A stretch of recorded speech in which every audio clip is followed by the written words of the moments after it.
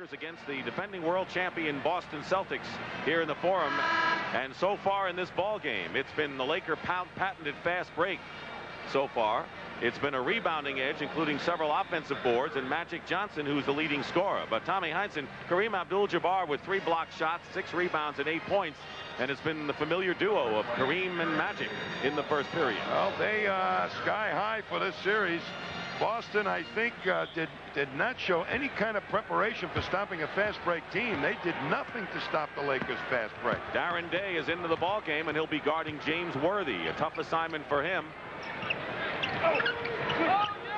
Day made most of his chance in the series against the Pistons in Milwaukee coming off the bench, and Worthy hits from the corner. So James Worthy now, the second Laker to move into double figures, and the biggest lead of the ball game right now for the Lakers. Larry Bird scored 4 points in the first period for Boston. Cooper, NBA's best defensive player, is on Ainge. Bird over Magic.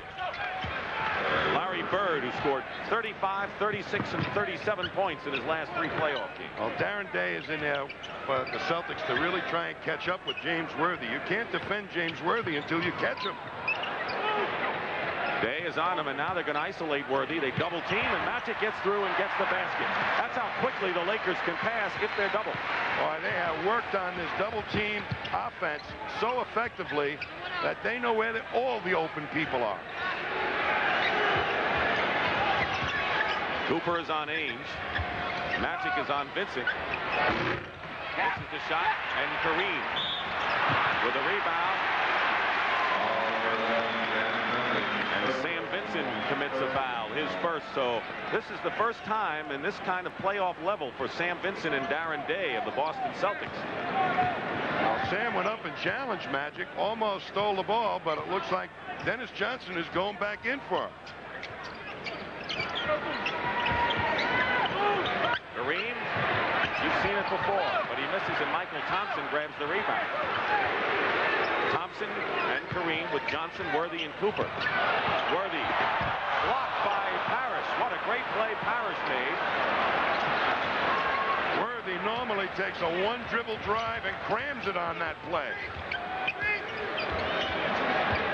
2 minutes elapsed in the second period. Kevin McHale will come back in. Vincent driving to the hoop, something he did very well in the last series.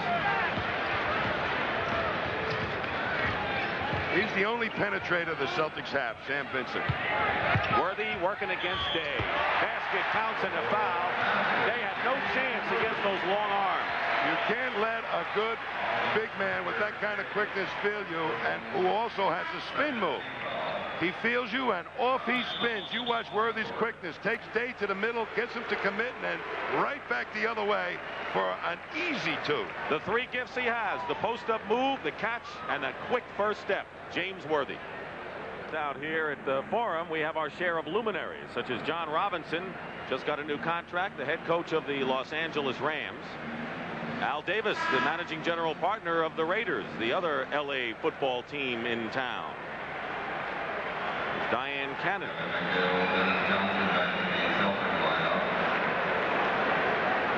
Kirk Douglas.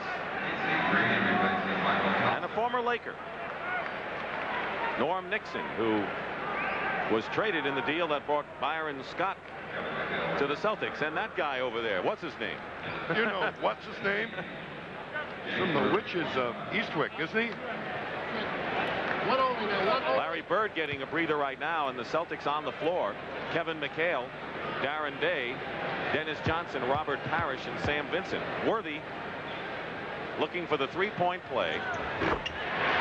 And it's 42-30, and now the Lakers, after a 9-0 start, have their largest lead. It's awfully difficult to catch up on the Lakers. They play pretty good defense against fast break basketball, and Boston really doesn't have an exceptional fast break attack. McHale misses, and here comes Cooper. Magic to Worthy. 2 more.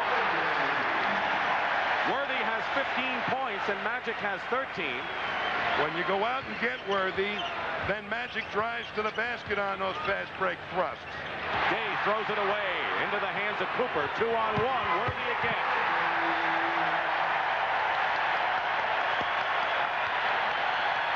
If this were a championship fight, they'd stop it. McHale going in, misses. Day, the rebound. And the Lakers, Worthy cradles it, and we're going to have a jump ball. And there's a lot of time, of course, left. 8:52, but the Lakers are playing their style. Absolutely, and when you throw a pass away like that, they'll get that speed in action. It's a 3-on-1. Poor Dennis Johnson. Where'd they all come from? Jerry Seasting, the pesky guard who can hit the open shot if he gets open, is into the ball game right now. So both teams going deep into their bench in the first period. I think it's very important for Boston right now to weather this storm and try and get back in, get it down to around 10 points before the end of the half. Cooper for three. Michael Cooper, one of the top three-point shooters. He was only 2 for 12 against Seattle from three-point range. But he hits the one here, and it's a 19-point Laker lead.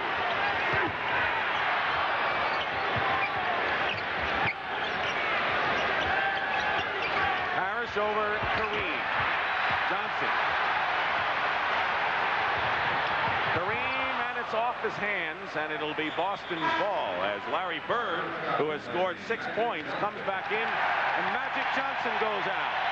Byron Scott replaces Magic, who goes out with 13 points and 7 assists. They will not stop the pace, the Lakers, with Magic on the bench. Byron Scott and Cooper are very, very adept now at pushing the ball up the court themselves. Bird missing. Green the rebound. Celtics have not had any second shot. Cooper comes back and hits a jumper. And it's a 21-point lead with a lot of time remaining. They're putting to the Celtics to the wall with machine guns right now. Celtics is shooting 43%. Parrish breaks the drought there. He leads with 11, and all but 4 of the Celtic points have come from their starting front court. But the Lakers have scored 51 points already, and we have more than 7 minutes remaining in the second period. Scott. And there's Green with the rebound. Knocked away by McHale. Good defense by the Celtics. Seasting gets open and hits the jumper. They have to climb back 2 by 2 and play some good defense right now against the Lakers, the Celtics. Otherwise, the Lakers are going to get their dander really up and start high flying. You mean they're not up yet? Oh. Kareem is fouled going in. You saw the graphic on the fast break baskets. The Lakers did not wait long before they unleashed showtime here at the Forum tonight. In this series, first of all, give the Lakers the speed, particularly at the forward spot. Health, again, to the Lakers. They've had a week off. And normally I would give the Celtics their half-court offense, the best in the league, but now I have to call it even because of the injuries to Kevin McHale and Robert Parrish. I give the bench to the Lakers. They've got 3 players that know how to run.